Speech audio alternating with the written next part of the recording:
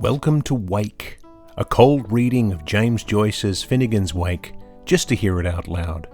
Join Toby Malone and TJ Young, along with some special friends, as we puzzle our way through what we once thought was an unreadable book to produce a surprisingly listenable podcast. It is Wednesday, October 23rd, 2024. It has been 151 days since we have started reading, with 428 pages complete of 628, meaning we have, check this out, 200 pages left to go and a 68.15% of the way through Finnegan's Wake. Welcome to episode 29 of Wake, the podcast which is all about bringing the focus to the remix, the adaptation, the mashup that is all part of fulfilling a long-held bucket list item, reading James Joyce's Finnegan's Wake out loud just once. I'm your host, Toby Malone, joined once more by the man who knows a thing or two about adaptation, your friend and mine, TJ Young. Hi, TJ. Oh, hello. How are you? I'm fantastic. I couldn't be better. You know, I actually just sat down and I've been thinking about writing a play that uses leaves of grass for a basis, and I'm just like, I really can't get away from adaptation. One day I'll think of an original idea, but until then, no, stick to what you're good at. That's the way. So you've got the adaptation. You adapted The Tempest. You adapted The Three Musketeers. Yes. And all to great. Festy King. And the Festy King is next. That's right. Absolutely. And the reason we're talking about adaptation so much today is because we're joined today by a guest that we're very excited to meet. We previewed his work in an earlier episode 24, where he brought together Finnegan's Wake with the Ramones and the Thunderbirds, amongst many other things. But today we've got the man himself here with us, Tommy MacKay. Welcome, Tommy. Hi. Lovely to be here. It's so good to have you here. This was a serendipitous moment. I think really nice to have you along with your genuine Scottish accent. Yes, it's genuine. Born and bred in Scotland, Scotman through and through. So where are you calling in from at the moment? I'm calling in from a place called South Queensferry, which is next to the Forth Bridges near Edinburgh. It might be the most Scottish name of a place there is. Could be. Drum na Droch, more Scottish, but let's not go into that. So it's really lovely to have you here. You were introduced to us by our dear mutual friend Lucy Brazier, who's joined us a couple of times. So how did you connect with Lucy? I think she posted something on social media about being on your programme. Right. And I thought, oh, that's interesting. So I checked out her book, Finnegan's What, which was brilliant. Because I've tried to get into Finnegan's Wake before because I'm a bit of a Joyce nut. I thought, well, I've got to do the full set because I've read everything else. And Finnegan's Wake, I've tried, like so many people, tried to start it, gave up, thought, what's this all about? Right. And tried to read other books explaining Finnegan's Wake and going, what are they all about? And then, when I read Lucy's book, it was brilliant. Finnegan's What, because she just goes through and she's really honest about, I don't know what the hell's going on here, but these are some of my best and favourite phrases from it. So I really clicked with that. And so then I got onto you guys and heard you guys struggling with it as well, and I felt great. Well, not the only idiot, as a group of humans, we all have one thing in common, and that's what we can struggle with Finnegan's Wake together. Yeah. Absolutely. So you have a fascinating story, a long and storied history. You were a musician, and so that was your focus there at the dawn of punk. Yep, that's right. Yeah. Oh, you've read the About page, have you? I have. I do. We do a little bit of research here on Wake. Not a lot, but a little bit. And so so tell us about yourself. Tell us your background a little bit. Well, yeah, as you say, back in the 70s, I was in a few punk bands and stuff like that, and we never got anywhere. But the band I was in got played on John. Are you aware of John Peel over there? No. He's a DJ that's sort of legendary here. And the band I was in eventually got on John Peel and supported the Damned. Do you remember the Damned? Oh, yeah. Mm-hmm. But that was after I left them. So don't take musical differences with the lead singer. But I was in the punk bands for a while, and after that didn't work out or anything. And then sort of just drifted on and doing normal jobs and stuff like that, and then eventually reinvented myself as a singer-songwriter on the open mic scene in Edinburgh initially. And then I drifted into the comedy scene. So I played all these Scottish comedy clubs in Scotland playing musical comedy. So that was my thing for a while as well. And I've also run the Daily Reckless website for, well, it'll be 25 years next year. Wow. Which is, wow. Well, it used to be, the strapline used to be the paper that sings the news, because I used to put up a new song every day about the news.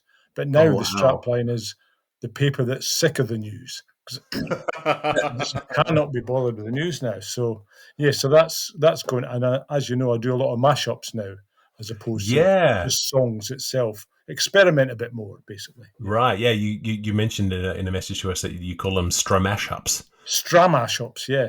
Stramash is Scottish for chaos. Oh, what a stramash!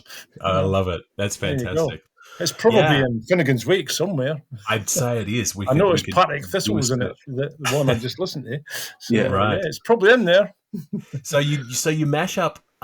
You've mashed up Finnegan's Wake with you did the Ramones. You did the Pleasant Dreams album.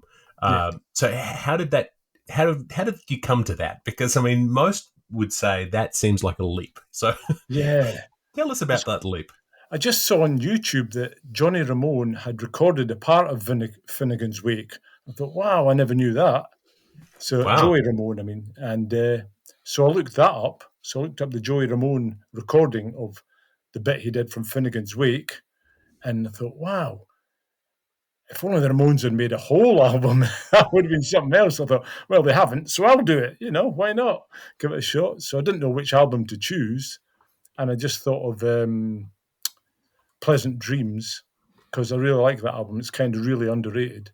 And I thought, well, I'll try and match that up with readings from that Irish group and that people have done it on YouTube.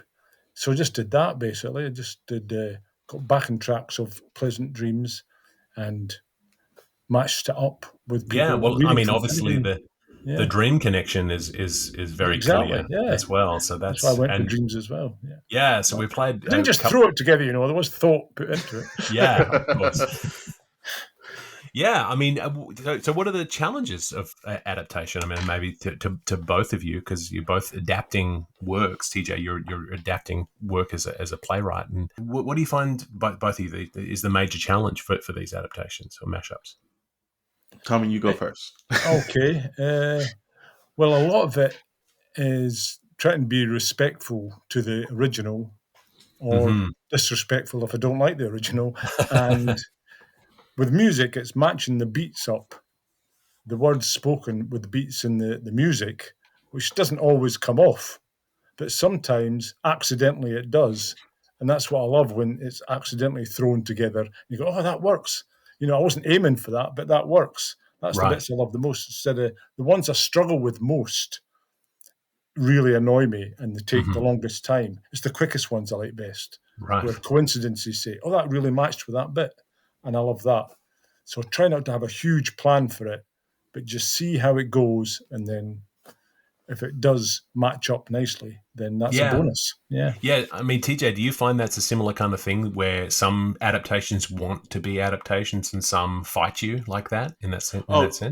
100%. And I also think that Tommy was right. Like, it's about paying respect to you have to know the original piece inside and out to know how you want to turn it inside out, and that takes a lot of time sitting with it. And sometimes you're like, this idea I had, it actually doesn't work with this because of I now know this piece, or you know what, I'm actually going to bend this to my will because I actually think it's going to work if I work really hard at it. But it's kind of like we talked about whenever I wrote my Three Musketeers adaptation. I had to write 45 pages before I realized, this is not the way it needs to go. But I had to try it all out before I was like, and this is the way that I can adapt it. Throw away, and then being willing to throw away those pages. Yep. Yeah. It's tricky because in a similar sense, I did an adaptation of Maxim Gorky's The Lower Depths, but sort of updated it to modern Toronto, and was trying very hard to stick with Gorky's story beats and stick with with Gorky's structure, and then realizing that, well, this is a great structure for 120 years ago in Russia, but it doesn't work. Like in terms, there's a lot of different things that are in place here, and you can be inspired by something and adapt something, but you can't just slavishly take every single piece and then just write an equivalent. So, so that flexibility, I guess, that you're talking about is a big part of that. Yeah, and you send us a couple of new pieces that you've been working on. So we have here Terence McKenna talking about Finnegan's Wake, backed by a live version of The Falls' Hurricane Edward, which seemed like a really strange connection to me. And so I'm going to just start playing it, and then... Running riddle and fluid answer, Finnegan's Wake is a mighty allegory of the fall and resurrection So of we have Terence mankind. McKenna talking about Finnegan's Wake. strange But this is a book, different a one, sort of compound of faith, style to the nightmare, Ramones a piece, monstrous which was more enigma about sort of beckoning using the imperiously dialogue from as shadowy lyrics. pits of sleep. Its mechanics resemble those of a dream which has freed the author from the necessities of common logic. So what was your thought behind this one? What inspired you to connect these two? I just love the fall. Loved it to death. I wrote a book about the fall, so I've done lots and lots of mashups with the fall. I just thought this particular track would work well. I was originally going to do Thunderwords with it, about hurricane and stuff like that. I'd already done Thunderwords. Yes. So. Oh, okay. Is that still running while I'm talking? That's great. You can hear Mackie Smith going, Frau, which was the name of his cat. I mixed a bit of something else he was talking about, the name of his cat, which is called Frau. Amazing. Anyway, it's just a great chaotic sound. I love it. I just love the fall, and I love Joyce, and I just thought they were made for each other. Because I've mixed the fall with Samuel Beckett before, and that was brilliant. That really works, Yeah, it's fascinating. It's. I mean, that I love that. I'll stop there for that one, but we will link to the full tracks on our show notes so that people can hear them. But the chaos, the stramash of it all is so evocative, because there is so much chaos within this. But then again, not all of your adaptations are all about the chaos, because then we have this Lord one of pain. Which is there is among others one you sent us, whom I love and which are favourites to mine. One which I have pushed my finger in for the movement, and but for my seal ring is none hand, I swear, she is highly characteristic. And there is another which I have fondly fingered frequently, and when my signet is on sign again, I swear she is deeply significant. Corpo de Dido, arse we say in the classic, constful we others said. What ravening shadow, what doubly line, not the king of this age, but rich I in oriental long garments, with alternate night joys of 1,000 kinds, but one kind. A Chavriar cobbler on me when I am lying, and whilst when I do my sliding handle I hear Coco, I have been ideally tumbling over the loose leaves leaf left, jaggled casualty on the lamestry. So I love the fact that what you've done is you've taken a keyword. That was said in an earlier chapter, Constantinopolis. You heard the word, and then you emailed me and said, hey, I'm going to make this. And then the next day you said, I made this thing. I'm a quick worker, man. I don't like to hang about. Hence the Daily Reckless, the people that sings the news. Every day I had to do something. So amazing. I guess that kind of discipline's got to get you pretty sharp. Yep. Mm-hmm. I absolutely love this the mashup of the text with the music, because so in high school I went through this weird phase where I was listening to nothing but Steve Reich for like 3 months. I don't know why. Oh yeah. But and it reminds me of that, but a little more structured, even though his work is all about structure. I every time I hear that, I don't think that it's a realm that's actually explored that often. In music and just spoken text over music, which is also why I love spoken word albums, because I'm like, they do that. And using a text that automatically has musicality to it and finding music to go with it, I think is just brilliant. It's good fun. Yeah. I also love the fact that it's not so perfect a connection that it sort of sounds like it was written for it. And because I feel as though there are musical adaptations of Finnegan's Wake that we've talked about in the past, and other ones where you have orchestral arrangements and people have written music specifically to be performed with Finnegan's Wake. And it's very neat and it's very beautiful, but it's also missing the chaos. And so the stramash, I'm going to insert that into regular conversation now. That's a terrific. The clash of lowbrow and highbrow as well. I wouldn't expect that to go with that. It's really interesting. Yeah, all the chaos of Earwicker's Bar and all the what's going on in there. We've just finished. We're reading Tales from the Inn for a while there, and I love that bit. Tales from the Inn, superb. Could totally identify with that. A bunch of drunk guys in a bar. Brilliant. Yeah. And it's one of those things where the idea of hearing all those different voices, if you've been into any kind of bar towards closing time anywhere in the world, you know what that sound is. And, and everyone's got beer on their feet and everyone's looking to get another pint in before last call and see who they're going to go home with and who they're going to fight in the parking lot afterwards and all that. And that's that real sense. And he really brings that out. So, yeah. Toby, you wild one, you. When was the last time you had a fight in a car park? Once upon a time. Well, maybe not. And so, so you mentioned that you are a Joyce completist, but you didn't quite get to Finnegan. So how did you first come to Joyce? I was a mature student at Edinburgh University in my 30s, and we read Joyce there. And I'd read Ulysses before that, didn't quite understand it. So I read it again with one of those companion books that explain it to you as you read along. So, and then at university, we read it again, and I was really falling in love with it by the third time, and I've read it again since, and I just loved Ulysses to bits. And became a complete Joyce nut to the point where my son lives in Switzerland near Zurich, and there's a Zurich museum to Joyce. Of course, yeah. And of course, went there and saw his death mask, which was in there. So I've been this close to Joyce himself. His death mask is in that museum, and it's spooky. It's this big white thing looking at you out of glass. So yeah, I'm a real nut on Joyce, and I just love his stuff. Good. Well, I'm glad that as I said, I always struggled with, but since you guys and Lucy have turned me on to him again, I'm really enjoying what you guys are doing and just struggling through it and just loving the music of it. Once I learned that it was very musical and you could just dip in and out and start anywhere you like, the chaos of it, I just appreciate it more now. I'll have to read it again.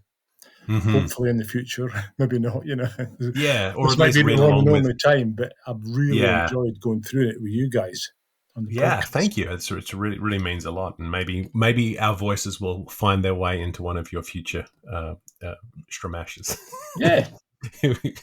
Clip from the podcast of us stumbling our way along to the tune of Slip Sliding Away. Yeah. Hold on. Makes note. Well, let's get to this reading. I'm really excited to have you here. It's always nice to have someone who's passionate about the text and willing to give it a go. As always, we're reading from the Penguin Modern Classics edition of Finnegan's Wake, published in 2000, with a foreword by Shaun. Today, we'll be reading the first part of Chapter 3-2 from pages 429 to 448 in this edition. This is a segment with another raunchy and problematic title. It is entitled Jawn, Long, Absurd, and Rather Incestuous Lenten Lecture to Issy, His Sister. Called him out. John didn't have a chance. That's what the Oxford World's Classics edition of 2012 describes it as, which also includes brief summaries of what's happening in each subsection, which we will address at the end of the reading. And now, without any further ado, Finnegan's Wake. Jaunty John, as I was shortly before that made aware, next halted to fetch a breath, the first coterminous leg of his night stride being pulled through, and to loosen, let God's son now be looking down on the poor preambler, both of his bruised brogues that were plainly made a good bit before his hosen were, at the weir by Laser's walk. For far and wide, as large as he was lively, was he noted for his humane treatment of any kind of abused footgear. A matter of maybe 9 score or so barrel hours distance off, as truly he merited to do. He was there, you could planimetrically see, when I took a closer look at him. That was to say, gracious helpings, at this rate of growing, a cottage child of yestereve will soon fill space and burst in system, so speeds the instant. Amply altered for the brighter, though still the graven image of his squarer self as he was used to be, perspiring but happy notwithstanding his foot was still asleep on him, the way he thought, by the holy Januarius, he had a bullock's hoof in his buskin, with his hallexes so splendid, though through Ireland untranscended, big-mouthed poester, propped up, restant, against a butter-blonde warden of the peace, one comestablish Sigersten, and where a better than such ex-seer face-man to rest from roving the laddione he boot-blacked, who, buried upright like the Osbornes, cozy-dozy, had tumbled slumbersomely on sleep at night duty behind the curing station, ill-equilibrated amid the embracings of the monopolized bottle. Now, there were as many as 29 hedge daughters out of Benant St. Berchard's National Night School, for they seemed to remember how it was still a once upon a 4-year, learning their anti-meridian lesson of life under its tree, against its warning, beseated as they were upon the brink spondy, attracted to the rare rust site of the first human Yellowstone landmark, the bear, the boar, the king of all boors, Sir Humphrey, his name, we met on the moors. While they paddled away, keeping time magnetically with their 8 and 50 pedalettes, playing fool Juio, allo misto pisto, also geonically, all barely in their typed-up teams, describing a charming dactylogram of nocturnes, though repelled by the snores of the log, who looked stuck to the sod as ever, and oft, when liquefied, Phil, he murmoaned aborsedly in his Dutchener's native, visibly unmoved, over his treasure trove for the crown. Daughter dead, bedstead men, mean, diggy, smuggy, flasky. John, after he had in the first place doffed a hat with a reinforced crown and bowed to all the others in that chorus of praise of goodwill girls on their best behaviour, who all, they were girls, all rushing so warmly for the post, as buzzy as sea could be, to read his kiss hands, kittering all about, rushing and making a tremendous girls' fuss over him, pell-mell, their jeune première and his rosy-posy smile, mussing his frizzy hair and the gollywog curls of him, all but that one, Finfrea's fairest, done in love letters like a trayful of cloudberry tartlets. Ain't they fine? Mighty, mighty fine, and honoured? And smilingly smelling, pair and pair about, broad by bread and slender to slimmer, the nice perfumios that came kernvy peeling of him, nice, which was angelic simply, savouring of wild thyme and parsley, jumbled with breadcrumbs. Oh, nice! And filling his full fat pouch for him so tactically and jingling his jelly bags, for though he looked a young chappie of 16, they could throw by his manhood that he was just the killingest lady-killer all by kindness. Now you, John, asking kindlily, "Hello, missus," after their how are yous at all, with those of their dolly begs, and where's Agatha's lamb? And how are Bernadetta's cumberlindas? And Juliano's tubber bunnies? And Eulalina's tugger funnies? He next went on, fine feeling fit, to drop a few stray remarks around their personal appearances, and the contrary taste displayed in their tight kiddie casques and their smart fricky frockies, asking coy one after sloy one had she read Irish leggings and gently reproving one that the ham of her horn could be seen below her hem, and whispering another aside as Lavariant that the hook of her hum was open a bittock at her back, to have a side eye to that hum. And all, of course, just to fill up a form out of pure human kindness and in a sprite of fun, for John, by the way, was by the way of becoming, I hope he was, the most purely human being that ever was called man, loving all up and down the whole creation, from Samson's tyke to Jonesy's sprat, and from the king of all wrens down to infusories. John, after those few prelims, made out through his aeroscope the apparition of his fond sister Issy, for he knowed his love by her waves of splabashing, and she showed him proof by her way of blushing. Nor could he forget her so tarnally easy as all that, since he was brother besides her Benedict godfather, and heaven knows he thought the world and his life of her sweetheart could buy. Brow! Poor, good, true John.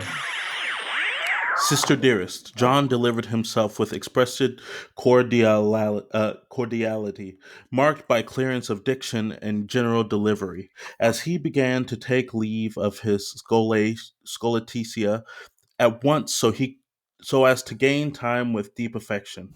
We honestly believe you sorely will miss us the moment we exit, yet we feel as a martyr to the dischurch of all duty that it is about time. By great Harry, we would shove off to stray on our long last journey and not be the load on ye. This is the gross proceeds. This is the gross proceeds of your teachings in which we were raised. You, sis, that used to write to us the exceedingly nice letters for presentation, and would be telling us anon.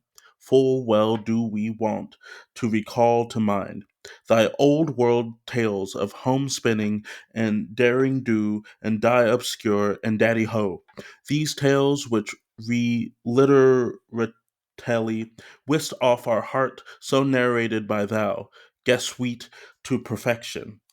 Our pet pupil of the whole arithmetic class and the mainstay of our Erangeliano house, the time we Yonkers twain were fairly tossing ourselves, O Phoebus, O Pollux, in bed, having been laid up in castor's oil and the Pharisees syrup, the night we will remember, for to share our hard suit of affections with thee.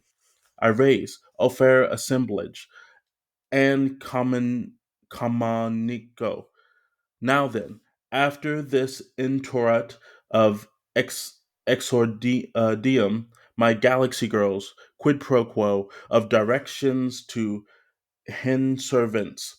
I was asking his advice on the strict TT for Father Mike PP, my Ortonal Dominican and Confessor Doctor CCDD.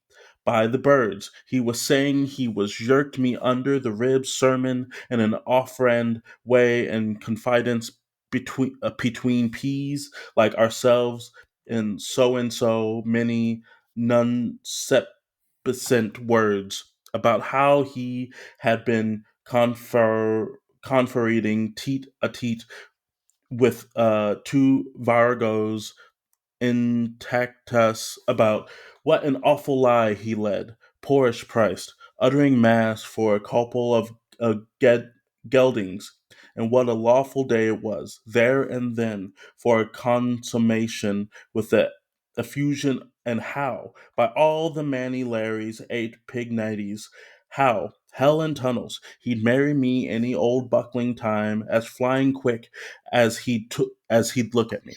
And I am giving youth now again in words of style by a way of offertory his and Mike advice. And it place the person, as ere he retook him to his cure, those verbs he said to me, from above, the most eminent bishop titular of Dubrovnik, to all his purdy-busses and delibellani, Come, all ye damsels, settle down and lissel all. Follow me close, keep me in view, understeady me saris, which is all to practicing maserases from the preaching frere, and be a gentleman without a duster before the parlor maid, which without a spitch.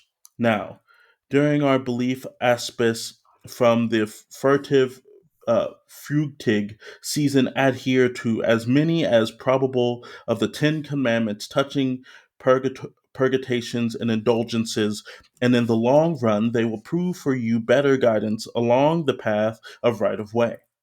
Where the leisures are we, and what's the first thing to be sung? In its rubrics, mandariums, pasqualines, and verdadads is in it, or the brusa livid indicors of estrem violence, and for the lover of liturgy, becant and besant. Where's the fate to be wished for? Several Sundays after what's in time, I'll sack that sick server the minute I bless him. That's the most I can do for his grape scene. Economy of movement. Acts Y said, I've a hopesman's choice if I course of all the sinks in the colander, from the common of indignities and indignius per polum to the proper of Franciscan ultramare, last of the scorchers, third of the snows, in tarot gammons howdy doos. Here she, in a bell that wears in heaven, virgin white, under trigesium, gissima, vixia monona doramons, the same or similar to be kindly observed within the effeminate diatheses of gay old Tool and Gloomy Gwen du Lake, Danish spoken, from Mandicure Monday up till Frarius Siesta and China Dominoes. Words taken in triumph, my sweet assistants, from the sufferant pen of our Joko Junts, Inkerman, militant of the reed behind the ear. Never miss your lost somewhere mass for the couple in miles you butt rose to bride worship. Never hate mere pork, which is bad for your knife of a Good Friday. Never let a hog of the Houth trample underfoot your linen of Collini. Never play ladies' game for the Lord's stake. Never lose your heart away till you win his diamond back. Make a strong point of never kicking up your rumpus over the scroll end of sofas in the Dar Bay Coal cafeteria by tootling risky apropos songs at commercial travelers' smokers for their Colombian night entertainments, the lights of White Limbs They Never Stop Teasing, or Minxie Was a Manx Maid When Murray Were a Man. And by the bun, is it you goes busbuting his Esau's and Cos and then throws them bag in the box? Why, the tin's nearly empty. First thou shalt not smile, twice thou shalt not love, last thou shalt not commix idolatry. Hip confiners help compunction.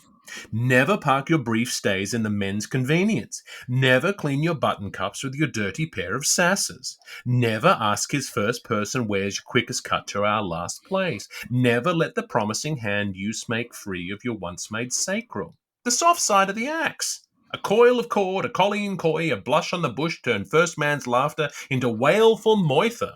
Oh, foolish coupled! Ah, Dice's error!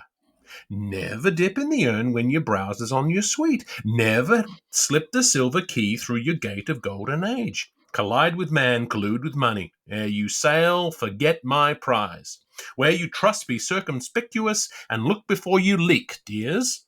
Never christen medlard apples till the swithin is in sight. Wet your thistle where a weed is, and you'll rue it, Depsy Needus. Especially beware, please, of being at a party to any demoralizing home life.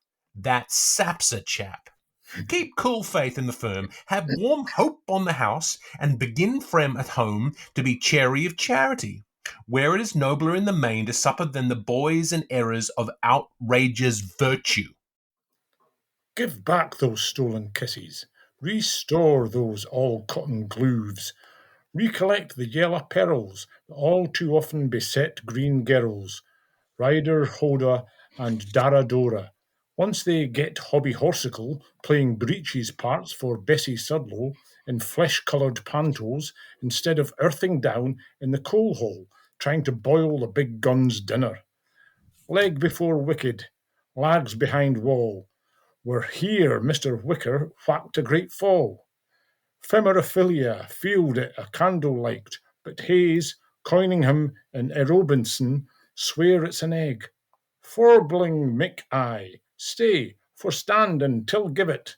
Remember the bitters, I shed the vigil, I buried our harlot key from poor Mrs. Mangains of Britain Court on the feast of Marie Mordlin. Ah, who would wipe her weeper dry and lead her to the halter? Sold in her heyday, laid in the straw, bought for one puny petunia.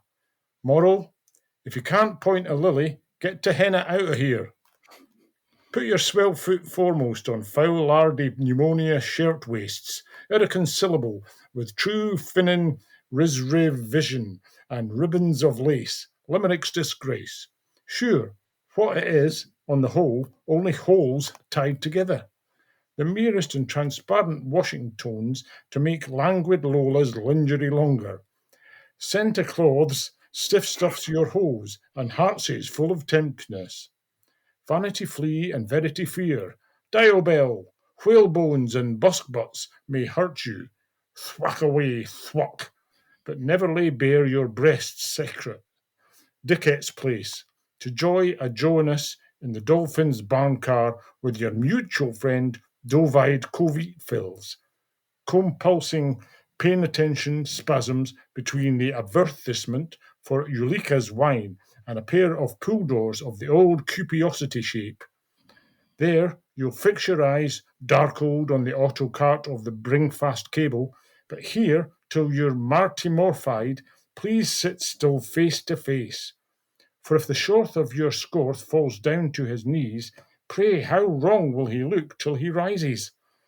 Not before Gravesend is commuted, but now reappears Autist Algae, the poulture-man and would-do performer, alias Mr. Smuth, stated by the Vice Crusaders to be well known to all the daily taunties in and near the Cludad of Bulias, Arias, taking you to the Plague House to see the smirching of Venus, and asking, with whispered offers in a very low bearded voice, with a nice little tiny manner, and in a very nice little tony way, won't you be an artist's moral and pose in your nudies as a local aesthetic before voluble old masters, introducing you, left to right, the party comprises to Hogarths like Botticelli and Tintoretto and Vergognis and Correggio with their extra hand Masaccio, plus the usual bilker's dozen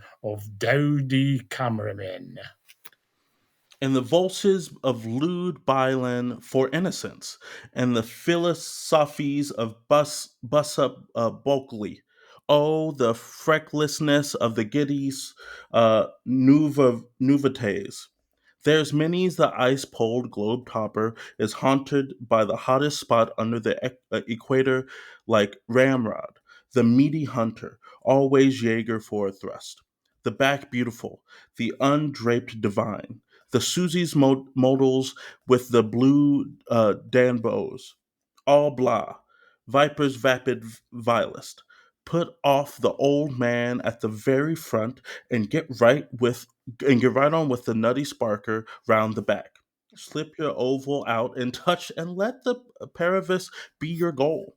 Up leather, Pernella, convert your try. Stick wicks in your ear shells when you hear the prompter's voice. Look on a boa and his beauty, and you'll never more wear your strawberry leaves. Rely on the relic. What bondman ever you bind on earth, I'll be bound 'twas combined in Himmel. Keep airily horses and the warm of yourses. Dress the pussy for her nightly for her nighty, and follow your piggy tails up their way to Winkyland. See little Pow Peep, she's first asleep. After having sat your poetries, and you know what happens when Chine throws your Jupan. Go to DOS with the Politer, you understand, and shake up with the Milchin man. And Sully Van Vultures are on the prowl, and the Haley's finger ring Marys, Tobacco's Taboo, and Togan's a back seat. Secret entities and anonymous letters make the great unwatched as bad as their betters. Don't on any account acquire the penchant for the all too common fag butt habit and frequenting the chumming together with the braces of couples and Mr. Tunnelly's hallways. Smash it, wriggling with lower cusses and chafers and vamps and rodents, with the end of common acts of interstitial indecencies as between 20s and tape gators, finger pats and fondle pats under the Culvifer Act. It's the thin end. Wedge your steps. Your high-powered hefty Holden thinks nothing of ramping through the whole suit of smokeless husbands. 3 minutes, I'm counting you. 1, no trenching now. Give me the one. Give me that when I tell you. Ragazlarda. It is that any place to be smuggling his madam's apples up? Deceitful jade. Gee wedge. Begore. I like the way you're half cooked. Hold, flay, grill, fire. That lancy feeling of cozen kissing dysgenically within the proscribed limits of population peg on a hint or twim clandestinely does bedoing the temptation Tom, Atkins questions, and barely the snaking sober words like a nursing maid. While there's men of war on the say, there'll be loves of women on the do. Love through the usual channels, Sistine Brothely, when properly disinfected and taken neat in the general way upon retiring to roost in the company of a husband-in-law or other respectable relative and of opposite sex. Not love that leads by the nose, as I foresmelt, but canalized love, you understand, does a felon good. Suspiciously, if he has a slugger's liver, but I cannot belabor the point too ardently, and after the lessons of experience I speak from inspiration, that fetid spirits is the thief of purities. So none of your 20-rod cherry whisks, me daughter. At the Cat and Coney, or the Spotted Dog, and at Abus, Lots Road. When parties get tight for each other, they lose all respect together. By the stench of her fizzle and the glib of her gab, no, the drunken draggle-tailed Dublin drab. You'll pay for each Ballysorriday night every billing someday morning. When the night is in May and the moon shines might, we won't meet in Navan till you try to give the Kells Fry Club the goby. Hill or hollow, Hull or Hague, and beware how you dare of wet cocktails in Kildare, or the same may see your wedding driving home from your wake. Maids of Ashens, when you flirt, spoil the lad, but spare his shirt. Lay your lily-like along his shoulder, and buck back if he butts bolder, and just hip your homely hop and heed no horning. But if you've got some brainy notion to raise can-can and rouse commotion, I'll be apt to flail that tail for you till it's borning. Let the love ladle light at the eye gird your gastrics in the gym. Nor must you omit to screw the lid firmly on that jazz jiggery and kickstarts. Bumping races on the flat and point to point over obstacles. Ride-wheeling that obliviousless knee up windy Rutland rise and inciting rebellious northers before the saunter of the city of Dunlop. The Brereton biking on the free with your airs of go BD and your heels upon the handlebars. Bareboil brazenness. No, before your corselage rib is decartilaged, that is to mean if you have visceral ptosis. My point is, making allowances for the fads of your weak abdominal wall and your liver a sprawl, vin, or should you feel in shorts as though you needed healthy physicking exorcise to flush your kidneys, you understand, and move that 12-finger bowel and threadworm inhabiting it, lassie, and perspire freely, licked your lector in the lobby, and why out you go by the ostiary onto the dirt track and skip. Be a sportive. Deal with nature, the great greengrocer, and pay regularly the monthlies. Your punt's perfume's only in the hat penny shop, beside the reek of the Rawny. It's more important than air. I mean, than eats. Air. Oh, I never open mo mouth, but I pack me food in it. And promotes that natural emotion. Stamp out bad eggs. Why so many puddings prove disappointing, as dietitian says, in Creature Comforts causeries, and why so much soup is so muck slop. If we could fatten on the Elizabethans, we wouldn't have teeth like the Hippopotamians, however. Likewise, if I were in your envelope shirt, I'd keep my weather eye well cocked open for your furnished lodgers, paying for their feed on tally with company and piano tunes, only stupefying yourself. The two friendly friends sort, Mazurikowicz or some other Sukinsinovich, who he's coming from old Pannonia, on this porpoise whom Sue stood her in about them all in femoral articles, and who makes himself so at home mid the music and spanks the ivory that lovely for this your Mistro Melosius McShane may soon prove your undoing, and bane through the succeeding years of reign, should you, whilst John is from home, get used to basking in his lover's low lap, inordinately clad, moustache teasing, when close bended together, behind closed locked doors, kissing steadily, malbongusta, it's not the thing, you know, with a calf-loving self-seeker under the influence of women inching up to you, disarranging your modesties and fumbling with his forked paws in your bodice after your billy-doos, try as a first go-off. Take care, would you stray and split on me? And going on doing his idiot every time you give him his chance to get thick and play piggly-wiggly, making much of you, bilge-talking like a ditherer, goo-goo-zoogog about your glad neck and the round globe and the white milk and the red raspberries. Oh, horrifier!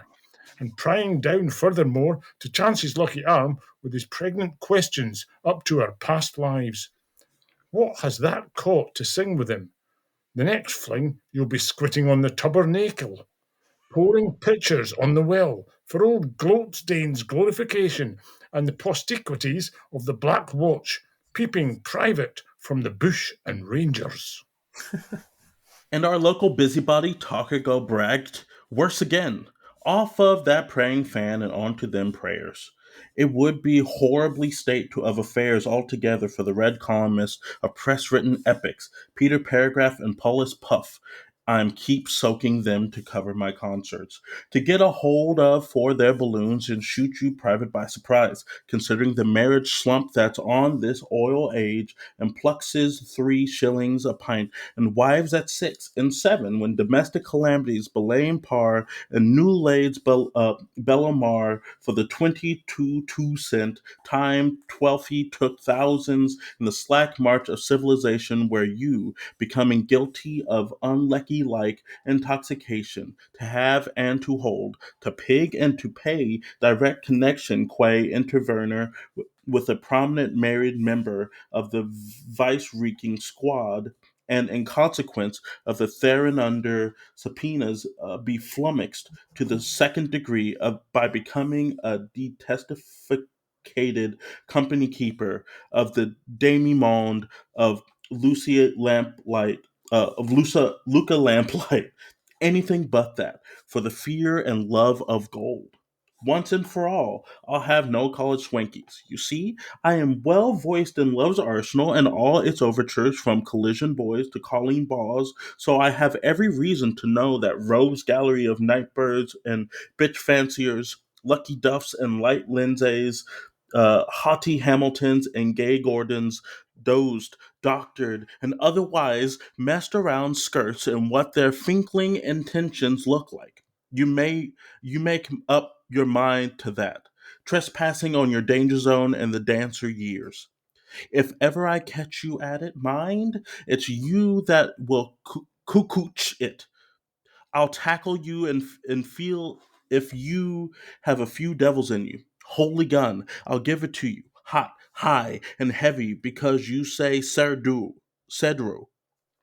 Or may the maledictions of loisy fear fall the nettle rash of the white friar's father that converted from moonshine to foster mother of the first Nancy Free that ran off after the troubadour that mangled Moore's melodies, or so upturned the tube shred of the star draft journal writer to inspire the prime finisher of fell hymn and fir tree, out of which Cooper Funnymore planned the flat of the beer barrel, of which my granddad's lustiest sat his seat of unwisdom with my tante's petted sister for the cause of his joy.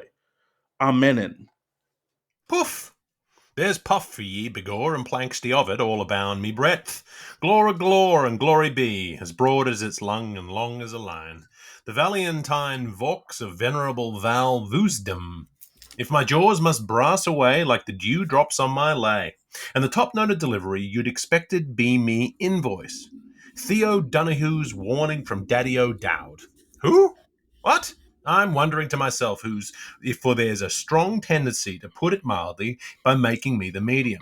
I feel spirits of itchery outching from all over me, and only for the sludge hammer's force in my hand. To hold them, the darkens alone knows who will be saying of next, however.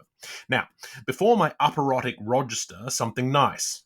Now, dear sister, in perfect leave again, I'd say take a brokerly advice and keep it to yourself that we, John, first of our name, here now make all receptacles of free of price. Easy, my dear, if they tingle you either, say nothing or not. No cheek-a-cheek with chipper-chapper, you and your last mash boy and the padre in the pulp box enumerating you his nostrils. Be vacillant over the vigilant, who would leave you to belave black on white. Close in for a psychical hygienics as well, but fight shy of mug punters. I'd burn the books that grieve you and light an Alessandrian bonfire that would suffragate Tome Plyfire or Zolfanerol. Peruse in state your weekly standard, a virile organ that is Ethelred by all Crestum. Apply your 5 wits to the 4 verilatest. The Arcidicens, a treaty on Miracula, or viewed to death by a priest-hunter, is still first in the field despite the castle bar. William Archer's a rompan good catalogue, and he'll give you a riser on the route to our national rabbinry. Skim over Through Hell with the Papes, mostly boys, by the divine comic Denti Alligator, expunging your index, and find Equip and Acquire Aristus a Ream from Bastard Title to Father Johnston. Swear aloud by pious fiction, the like of Lentil Law by Carnival Cullen, or that Percy Wins or of our S.J. Finns, or Peace in Plenty by the Cure of Wars, licensed and censured by our most picturesque prelates, their graces of Linsen and Pettyboy, bishops of Hibernites, Lyset ut Lebanos, for expansion on the promises, the 2 best sells on the market this luckiest year, set up by Jill the Father, put out by Gil the Son, and circulating decimally at Gilly Hoodhoodley's cost. Strike up a nodding acquaintance for our doctrine with the works of old Mrs. Trott, Senior, and Manuel Cantor, Junior, and Lope de Figus, Natus Maximum. I used to follow Mary Little Lamb's flitzy tales, spickly with the sentimented sauce. Sifted science will do your arts good. Egg laid by former cock, and with flageolets in Sen Fancy's land, chiefly girls. Trip over sacramental tea into the long lives of our saints and sacerdotes, with vignettes cut short into instructional primers by those in authority for the betterment of your sorts. Forfeit not the palsied. Light a match for poor old Contrabally and send some balm oil for the schismatics. A hemmed in need is aye a friendly deed. Remember, maid, thou dost art powder, but Cinderella thou must return. What are you robbing her sleeve for, Ruby, and pulling your tongue, Polly? Cog that out of your teen times, everyone. The lad who brooks no breeches lifts the lass that toffs a tailor. How dare ye be laughing out of your mouth, Shine, at the lack of that? Keep cool your fresh chastity, which is better, far better, far. Sooner than part with that vestalite emerald of the first importance, descended to me by far from our family, which you treasure up so closely where extremes meet, nay, most les mended, rather let the whole ecumene universe belong to merry Hal, and do whatever his merry well likes. When the gong goes for Hornet's two-nest marriage, step into your harness, and strip off that nullity suit. Family, hold back, for the race is to the rashest of the romping, jomping rushes of. Haul Seaton's down, black, green, and grey, and hoist Michaelis way in sawdust. What's overdressed if underclothed? Poposhed forestake me not where there's white let's ope. Wished! Blessed be she that walked with old Duke Humphrey, for he made her happy tight. Go! You can down all the dripping you can dumple to, and buff kid scours to ad libidinum in these lassitudes if you've your parents and things to look after. That was what stuck to the Comtesse Cantiline while she was sticking out Mavis toffee lips to feed her sopranated husbands, and it is henceforth associated with her names. La Dreeping, Die Drooping, the inimitable in pure suet of the inevitable. There's nothing to touch it if we are. It's nothing to touch it. We are talked, unless she'd care for a mouthful of white pudding, for the wish is on her rosemarine and the lunch light in her eye. So when you pet the rolling pin, write my name on the pie. Guard that gem, sissy, rich and rare, says he. In this cold old world, who'll feel it? The jewel you're also cracked about, there's flitty flew of them gets it, for there's nothing now but the sable stoles and a runabout to match it. Sing him a ring, touch me low, and I'll leck ye so, my so-and-so. Show and show, show on show, she, shoe, shone. Divulge, sturdently, jouted out hard-working John, kicking the console to his double and braying aloud like Braham's ass, and, as his Volkshumenar swelled to great, clenching his manlies, so highly strong was he, man, and gradually quite warming to her, there must have been a power of canantics in that buell of gruel he gobed at bed-goal. Divorce into me, and say the Kearney min undress.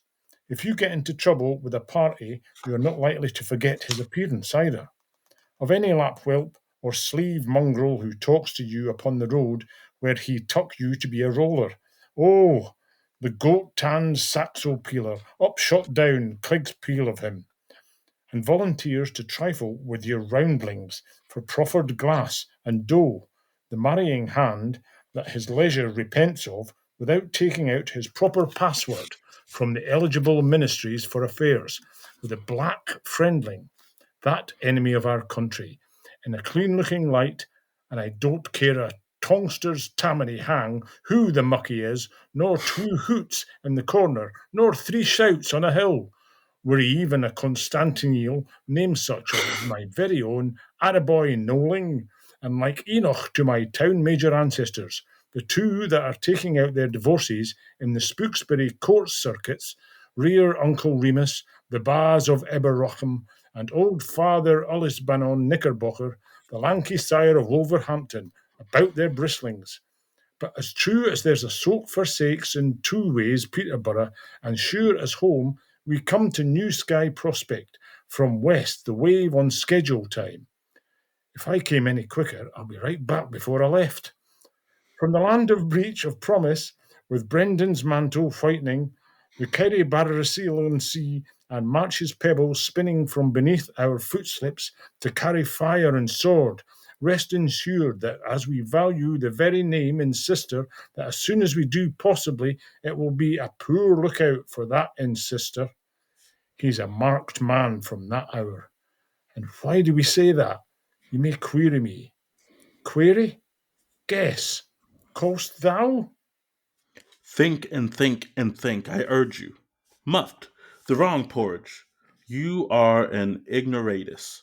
Because then probably will soon show him when what the Shaun way is like. How will go a long way towards breaking the outsider's face for him for making up to you in his bring thee palm of gayland and his sing thee songs of Arupi. Chance trying my ward's head into sanctuary before feeling with his 2 dimensions for your nuptial ditto. O Ohibao.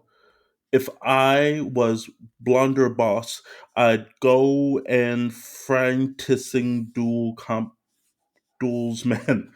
Now, we'll tell you what we'll do to be sicker instead of compensation.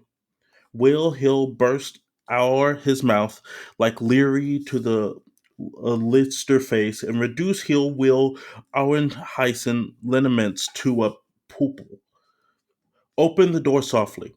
Somebody wants you, dear. You'll hear him calling you, bump, like a blizz in the musin of the Turkish night. Come on now, pillar box.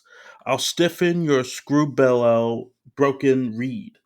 That'll be it. Grand uproar style, even should I, with my sluice of hog pew and chicas, have the comb, the brash of the libs round close Saint Patrice to lay my low's boob on his BH like Solter. We are all eyes.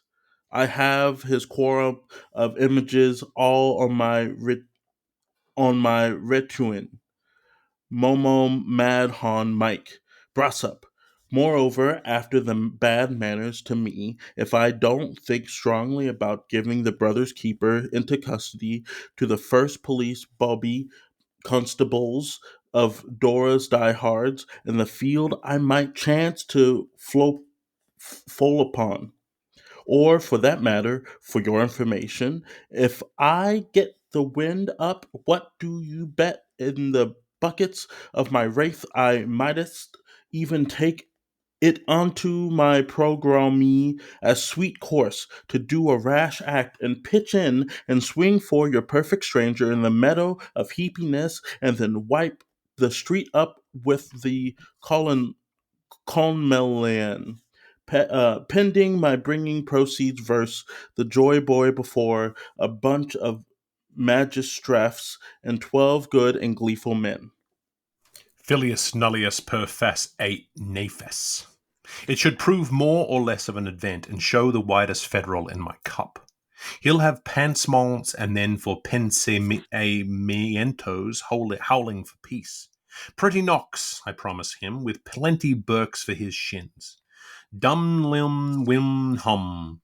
In which case I'll not be complete in fighting lust until I contrive to half kill your Charlie. You're my darling for you, and send him to home Surgeon Hume, the algebraist, before his appointed time, particularly should he turn out to be a man in brown about town, Rollo the Gunger, son of a once of a Fleur waltzer to Arnulf's, picking up ideas of well over or about 56 or so, pithcoid proportions with perhaps 5'8", the usual XYZ type RC Toc H, nothing but claret, not in the stud book by a long storch, with a toothbrush, mustache, and jaw crockeries, alias grinner through collar, and of course no beard, meat, and Coleman suit with Tar's baggy slacks, obviously too roomy for him, and springside boots, washing tie, Father Matthew's bridge pin, sipping some Wheatleys at Ross's on a bar stool, with some pub pal of the Olaf Stout kidney, always trying to poo chase movables by hebomadaries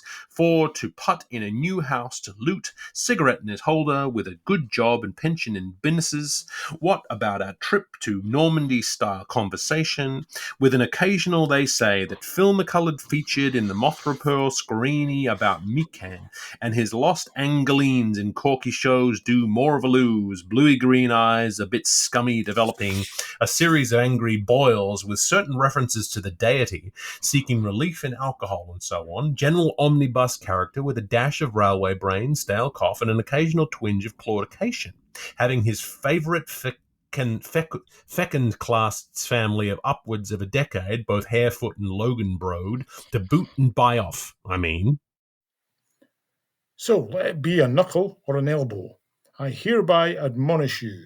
It may all be topping fun, but it's tip and run and touch and flow for every whack when Marie Stopes Phil Flother's game to go.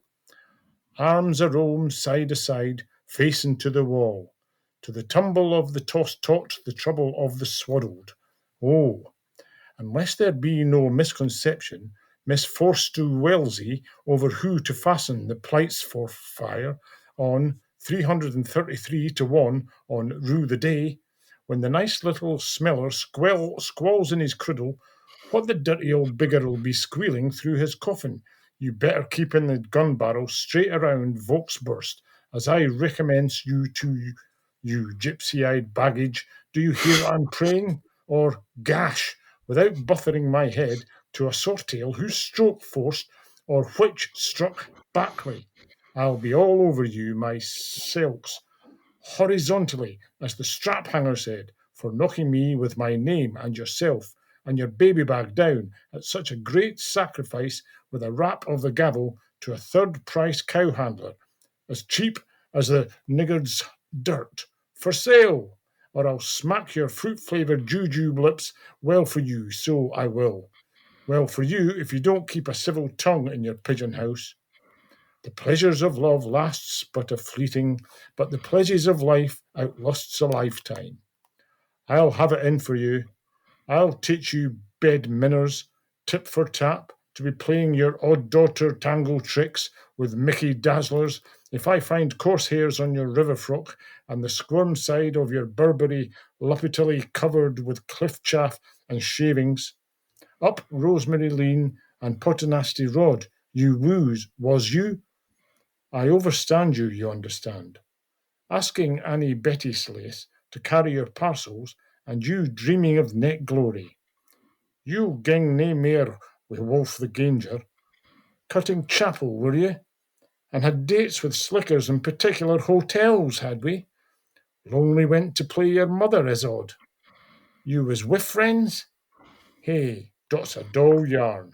Mark mean then, I'll home seek you, Luperca, as sure as there's a Palatine in Limerick, and in striped conference, here's how. Nerbu de Bios. If you twos go to walk upon the railway, guard, and I'll go to beat behind the bush. See to it. Snip. It's up to you. I'll be hat-snatching harrier to hiding hurries, hinder hedge. Snap. I'll tear up your limp shades and lock all your trotters in the closet. I will, and cut your silkskin into garters. You'll give up your ask unbroadful ways when I make you really smart. So scalp your bud and kiss the hurt. I'll have plenty satisfaction, praise the bishop, for your partials indulgences, if you're my rodeo gal. Fair man and foul suggestion. There's a lot of lecit pleasure coming bang-slanging your way, Miss Pinpernally Satin. For your own good, you understand, for the man who lifts his pud to a woman is saving the way for kindness. You reb memer your motob. Ave Tiger Roma, micely smarter the next time. For I'll just draw my prancer and give you one split puck in the crupper. You understand? That will bring the poppy blush of shame to your peony hindmost, till you yelp paparadon and radden your rhododendrons to the beat of Calor Durbalor. I do, and I suffer. Do you hear me now, Lickspoon?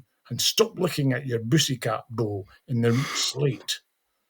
That you won't obliterate for the bulkier part of a running year, failing to give a good account of yourself. If you think I'm so tan cupid as all that.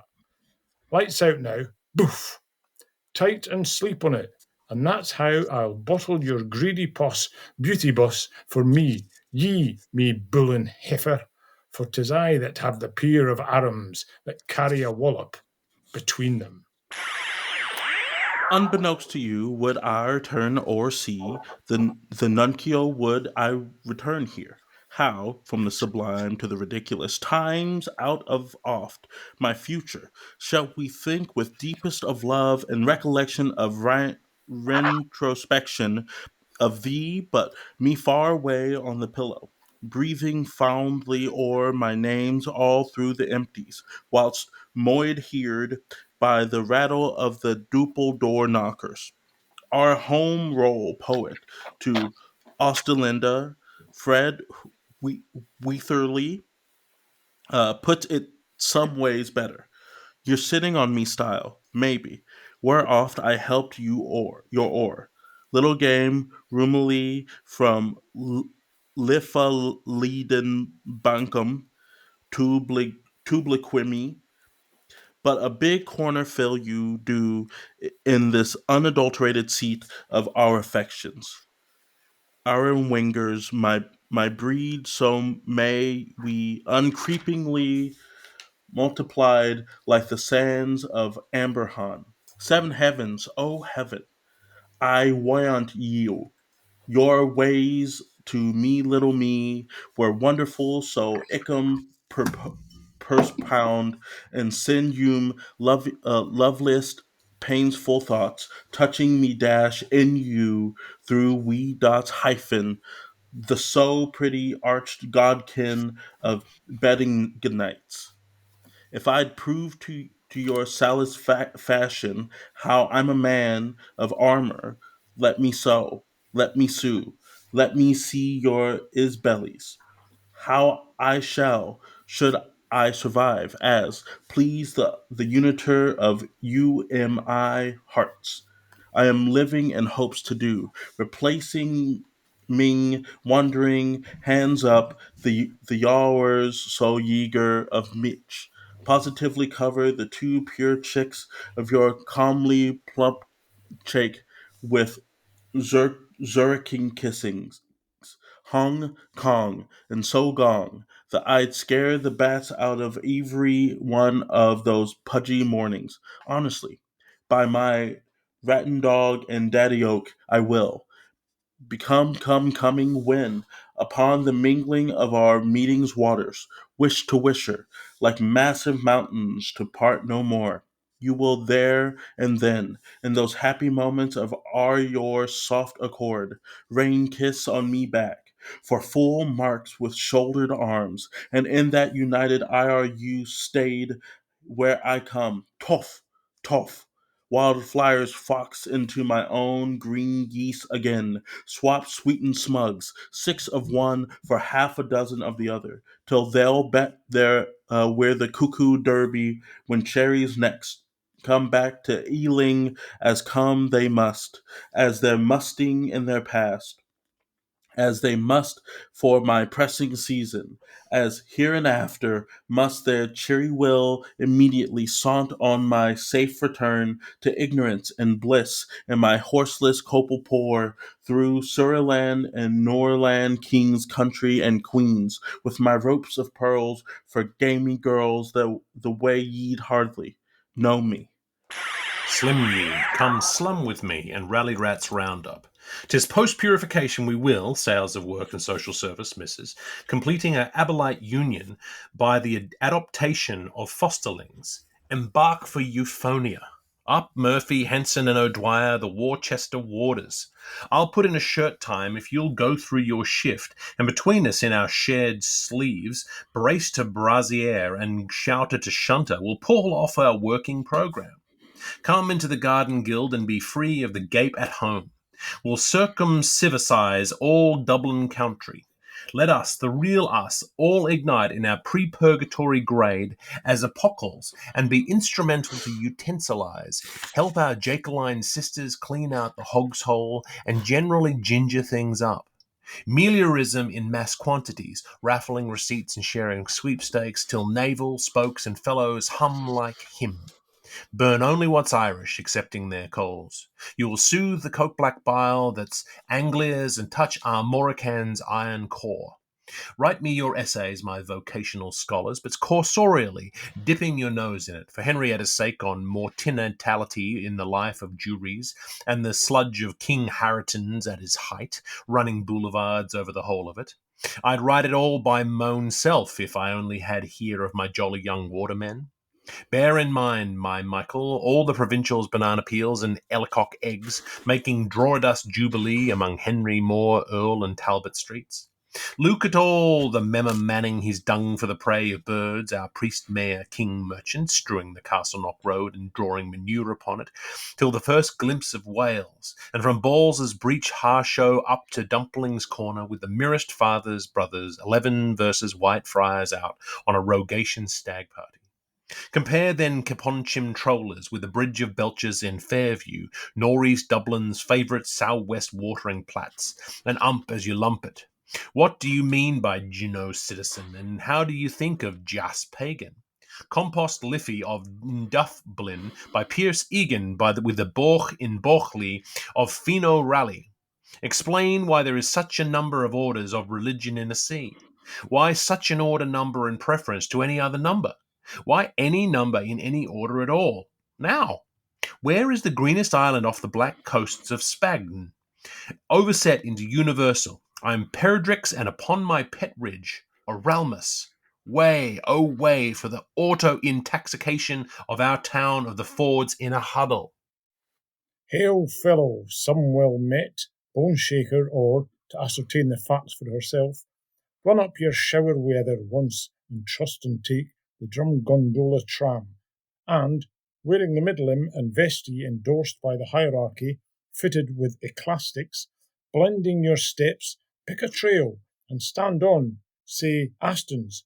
I advise you strongly, alongquath a copy of the Seeds and Weeds Act, when you have procured one for yourself, and take a good longing gaze into the nearby shop's window you may select at, suppose, let us say, the Hoyth of number 11, Cane or Kiosks, and in the course of about 32 minutes' time, proceed to turn a roundabout on your hills towards the previous causeway, and I shall be very cruelly mistaken indeed if you will not be just astonished to see how you will be meanwhile done wheel, top-coated with cakes of slush occasioned by the mush jam of the Cross and Blackwall's traffic in transit. See Caples and then fly. Show me that complaint book here. Where's Cowten's cake clean, the woman with the muckrake? When will the W.D. face of our sow muck-loved Dillin, the Troya of towns and Carmen of cities, crawling with mendiants in perforated clothing, get its well-belaboured white like Liverpool and Chester? When's that Grand National gold-capped Dupsy Derby house bill coming with its vomitives for our mothers-in-load and stretchers for the devilitized males? I am all of me for freedom of speed, but who'll dispit Garrigus, Pope's Avenue, or who'll suppose the Opian Way? Who'll brighten Bray House, and bates the bull badly, and never despair of Lorcansby? Rampant royal commissioners! 'Tis an ill weed blows no poppy good, and this labour's worthy of my hire. Oil for mead, and toil for feed, and a walk with the band for job loos. If I hope not charity, what profiteers me? Nothing. My tippers of flags are knobs of hard shape, for it is a grim tale, keeping the father of curls from the sport of oak. Do you know what, little giddles?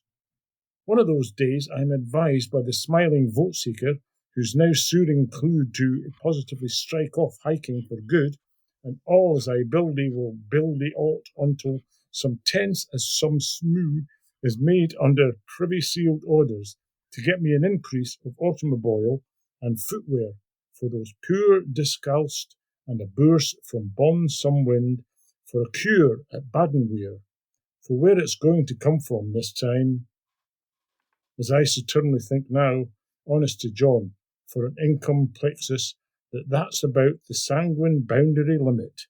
Amen.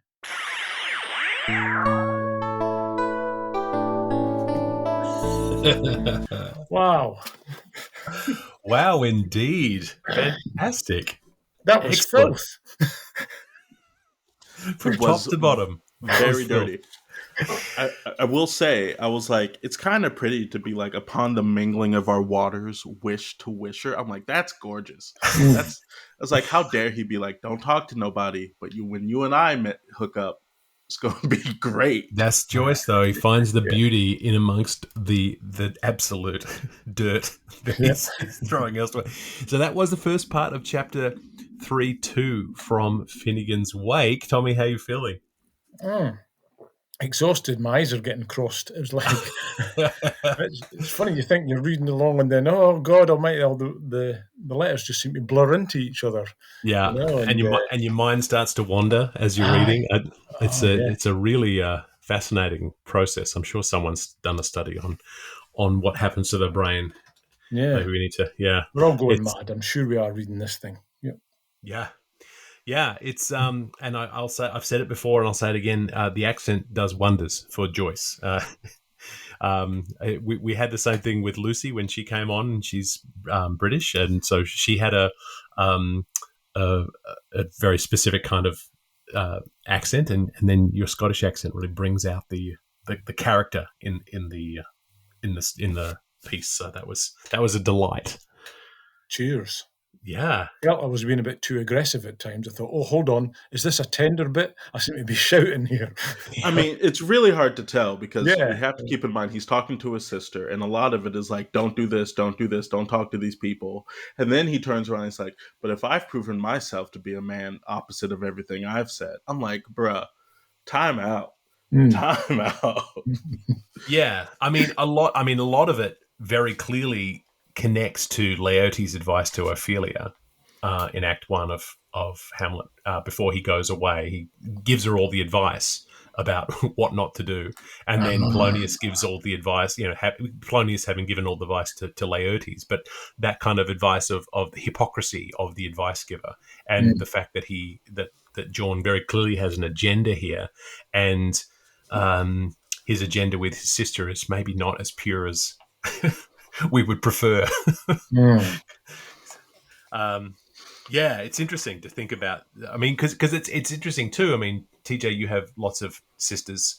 The idea of advice given between siblings, is that listened to, do you think?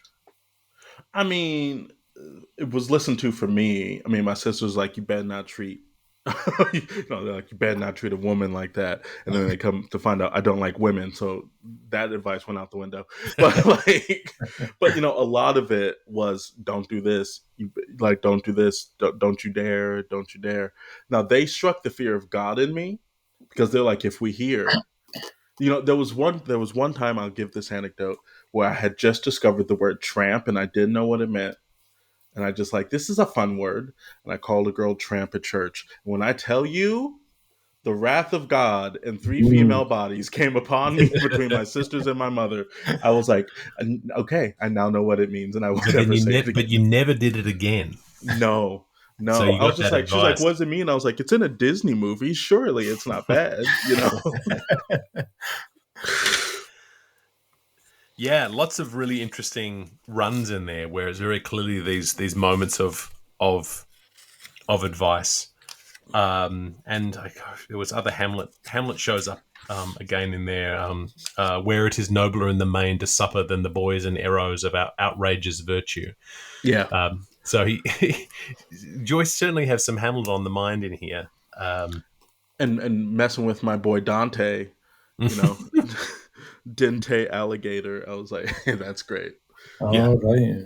The divine comic Denti Alligator.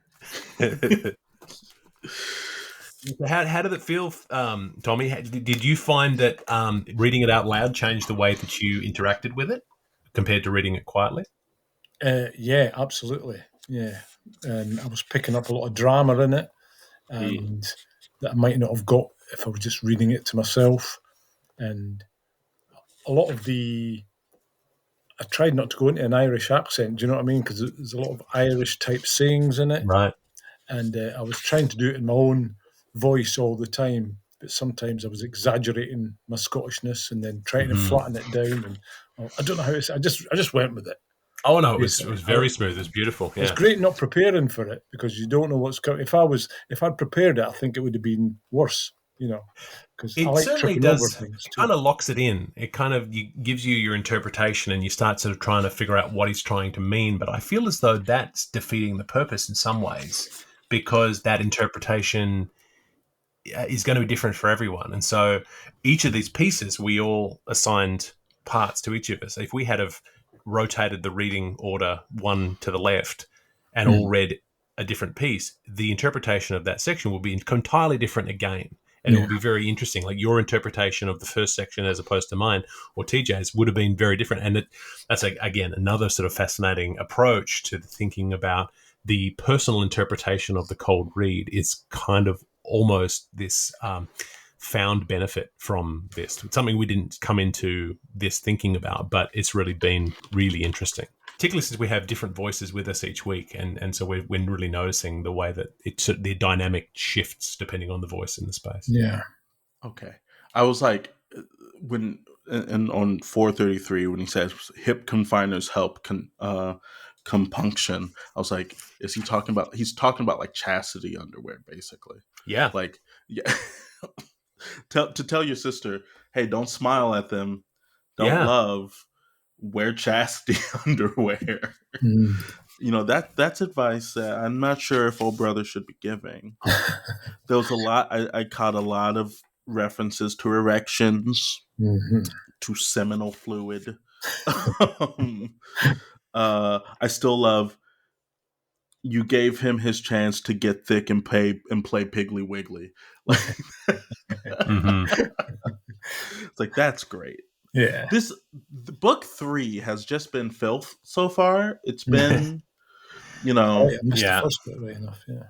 Yeah, it's interesting. Like, just in terms of that unnatural interest in the sister's virtue, it very clearly is Shakespeare, because just looking at it, Laertes says to Ophelia, then if he says he loves you, it fits your wisdom so far to believe it, as he in his particular act and place may give his saying deed, which is no further than the main voice of Denmark goes withal. Then weigh what loss your honour may sustain, if with too credent ear you list his songs, or lose your heart, or your chaste treasure open to his unmastered importunity. Fear it, Ophelia, fear it, my dear sister, and keep you in the rear of your affection, out of the shot and danger of desire.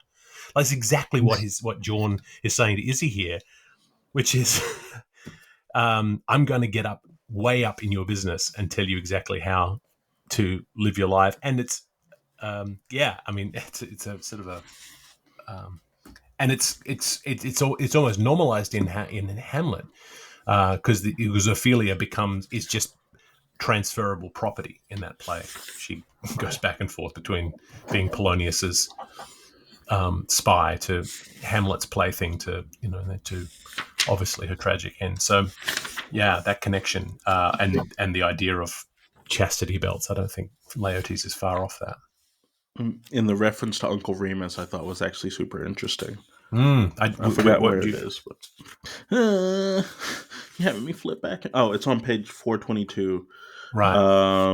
The two that are taking out the divorces and the Spookbury court circuits rear Uncle Remus, the boss of Eberacrum, which I was like, Uncle Remus is, centered in Southern African folktale, and so the fact that he's pulling in that reference as well, I thought was actually really interesting.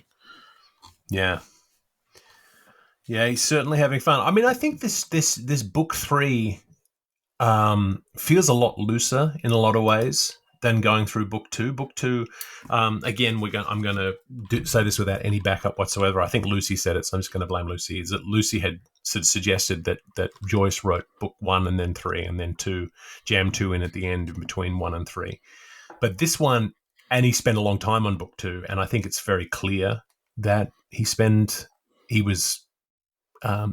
one feels a little bit more. He's having a bit more fun in this one. It being filthy, maybe that's part of the fun, but certainly feels a lot less buttoned up than the second one, which is all about the kids and their lessons and the like. Well, the thing that we often do at this point is we have a look to see what the Oxford World Classic summarizes this section, just to give us a sense of what we just read. I think it was fairly clear what we read, but following the page and line numbering convention standard for this text. But we just read book 3, chapter 2, pages 429 to 448, and this is entitled Shaun. long, absurd, and rather incestuous Lenten lecture to Issy, his sister. So from page 429 to 431.20, introducing Shaun and the Leap Year Girls Hill lecture. So the Leap Year Girls, which we've heard about before, are these schoolgirls, and Issy is one of those. 431.21 to 445.26, advice and commandments about how to behave, what to read, other men, etc. 445.26 to 446.26, vision of Shaun's return to a life with Issy. 446.27 to 448.33, they'll do charitable work together, clean up Dublin, and he'll give up travelling. So plans afoot for Shaun and Issy. He's like, we'll be perfect together, sister.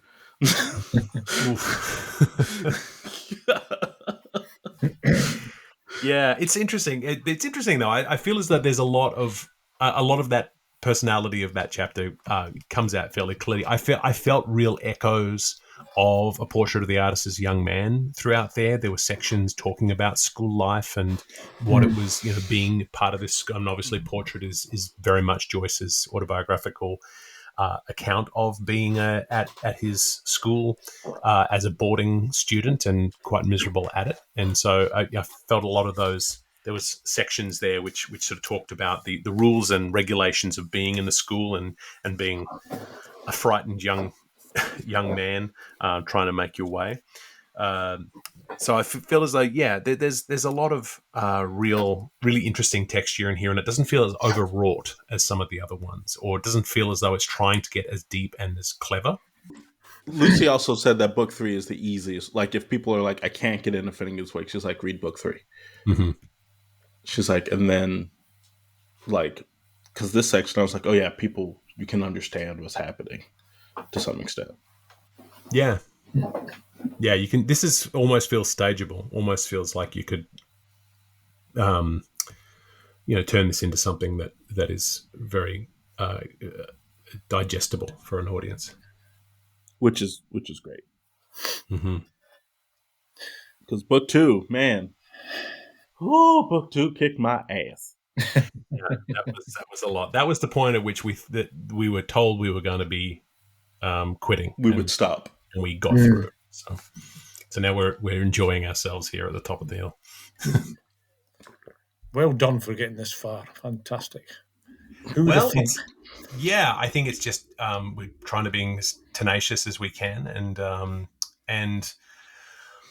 I talked to someone the other night about it who'd been listening. Who he said, how far in are you? And I told him, and he said, oh, geez, you're going fast. And I acknowledged that. I said, yes, we are going very fast. We'll be done by Christmas. But that's okay, because I think there's always a world in which you can go back to it and try it again.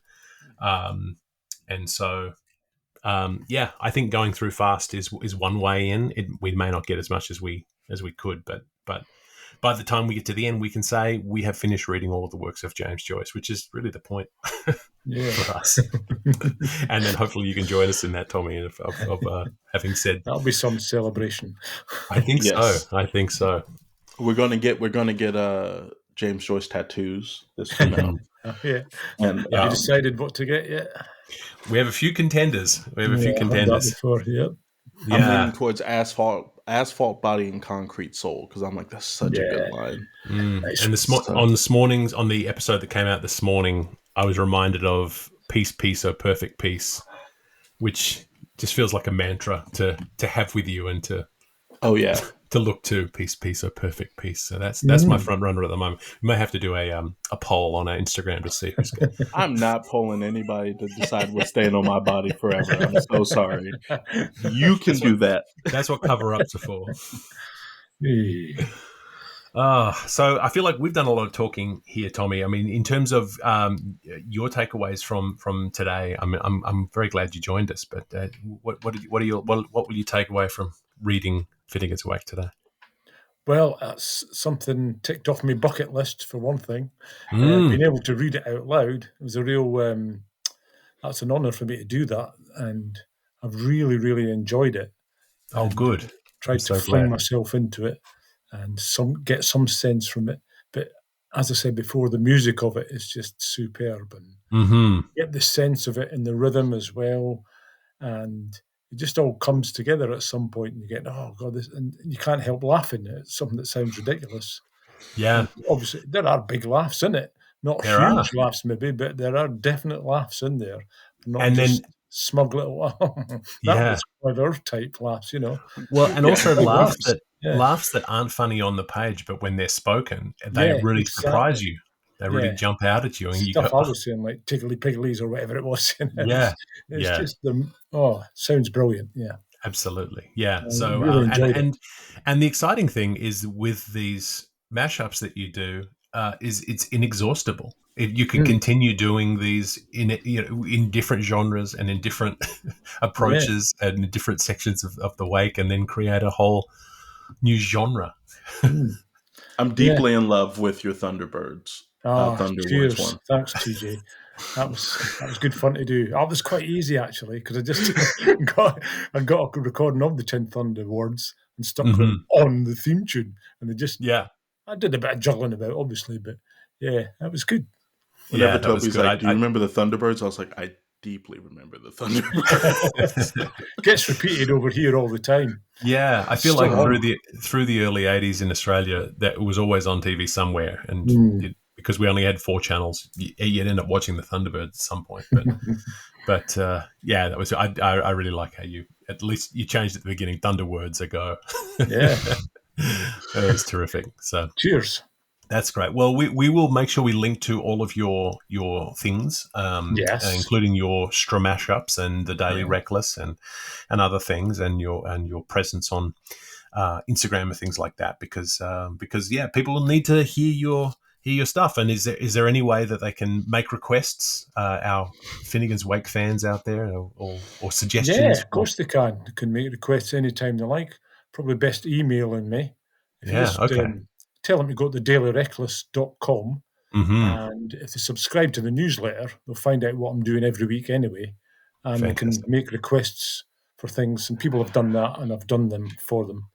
Oh, I married excellent. up Sheena Easton with Throbbing Thistle for somebody once, There's quite a few I've done for people, or suggested by people, Excellent. Well, I feel like you've got a niche audience with Joyce fans out there. I just opened up your website, and today's photo is absolutely brilliant. Oh, it's the Elon Musk thing, Yes, it is. Always something fun on there. Well, that is all the time we have today for Wake. We will return next week for the next section of this ever so slightly problematic chapter. I've been Toby Malone, joined as ever by TJ Young. A massive thanks to Tommy MacKay for bringing his perspective, his accent, his music to the fore here. And we can find Tommy's material on the Daily Reckless. Is it thedailyreckless.com? Dailyreckless.com, yep. Perfect. Paper Excellent. that's sick of the news. What better way to take us out? Wonderful. Thank you so much. And we will see you all next week, mashers and smashers. Hey everyone, just Toby jumping back in here at the end. Just finished editing the episode and realised that the sound quality on the 2 tracks that we played during the episode were pretty poor. I'll know now never to try to play a tune and talk over the top of it, so hopefully you didn't miss too much. But I did want to give Tommy's 2 tracks a bit of a play here. So for the rest of the podcast, I'm going to play 2 tracks. First, I'm going to start with Terence McKenna talking about Finnegan's Wake, backed by a live version of the Falls' Hurricane Edward, and then finish up with Constantinople's, which is Patrick Hawken reading from Finnegan's Wake, backed by They Might Be Giants, Istanbul, not Constantinople. Thanks very much for listening. We'll see you next week. Running riddle and fluid answer, Finnegan's Wake is a mighty allegory of the fall and resurrection of mankind. It is a strange book, a compound of fable, symphony, and nightmare, a monstrous enigma beckoning imperiously from the shadowy pits of sleep. Its mechanics resemble those of a dream which has freed the author from the necessities of common logic.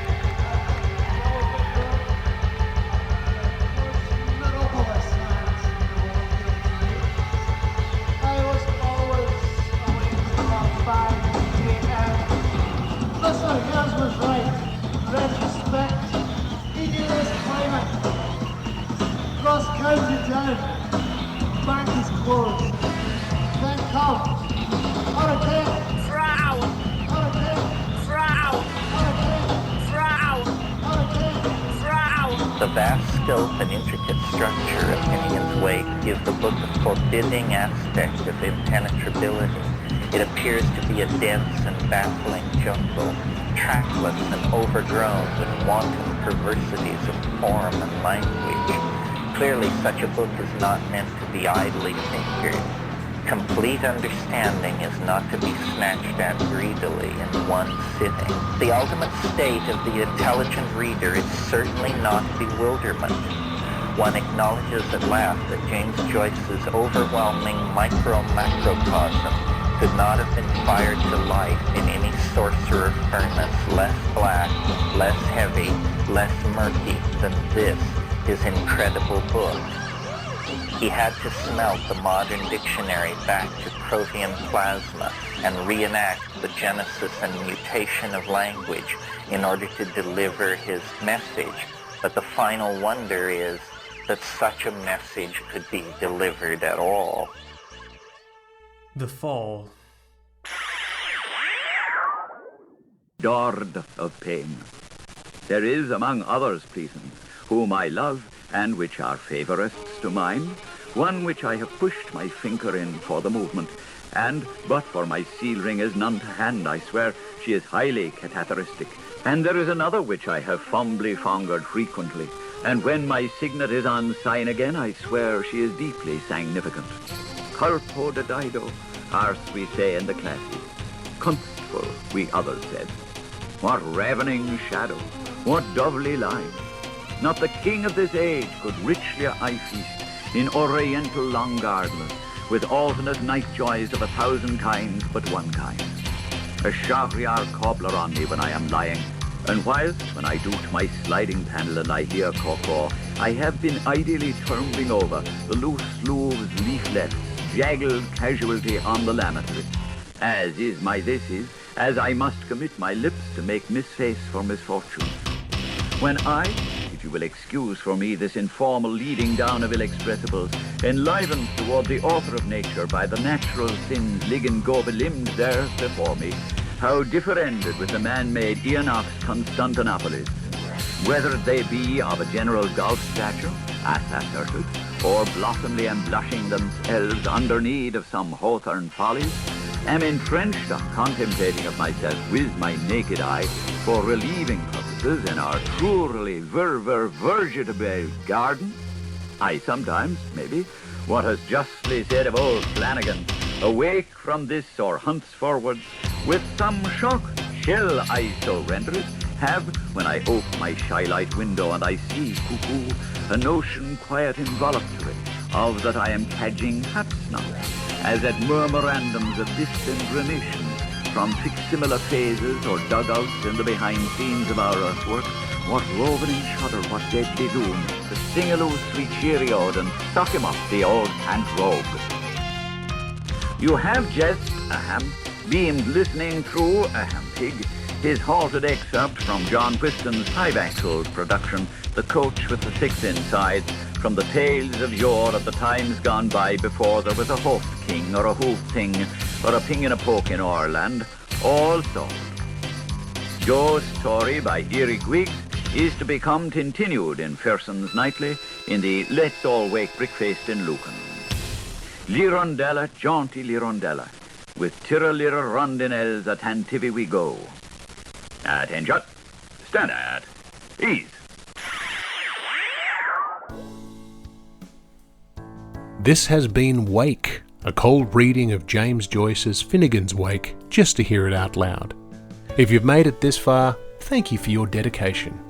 Join us next week for another segment of Finnegan's Wake and a chat about what we've found. Wake is a Moon Street Media podcast, engineered by TJ Young and Toby Malone. Our theme song is The Ballad of Perso Riley, arranged and performed by Meg Logue after James Joyce. Wake is recorded in Canada, where Finnegan's Wake is in the public domain. For community and bonus content, join us at our free Patreon at patreon.com/wakepod.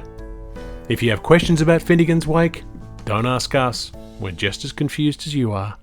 See you next week.